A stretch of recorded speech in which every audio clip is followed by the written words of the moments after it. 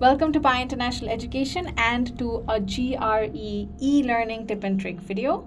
In this video, we will be learning a bit about the text completion questions that you will face in your verbal reasoning section of your GRE exam.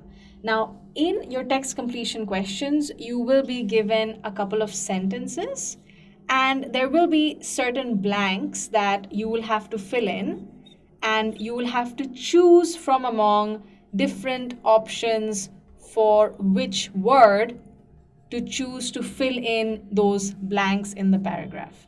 Now, a lot of times the confusion happens because all of the words seem to fit into the blank, right?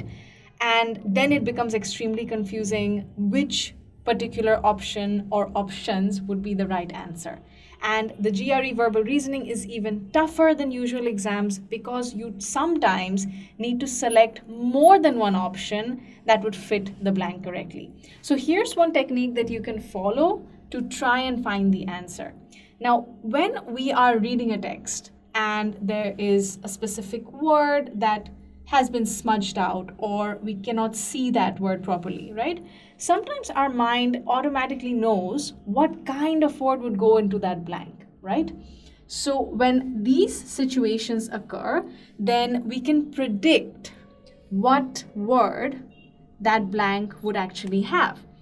So you can use a similar technique when you're trying to complete your text completion questions.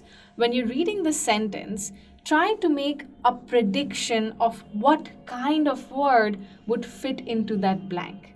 So when you finally look at the answer options that are given to you, then you can match which of the given options matches your prediction. And then you can make a better decision as to which options would be the best fit for that sentence. So make sure that you're doing this.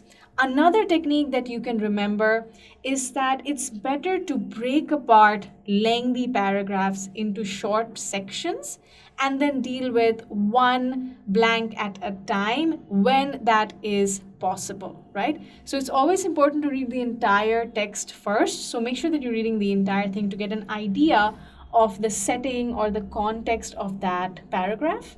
And then you need to pick apart each sentence and then try to see if you can break it down to make it easier for you to solve.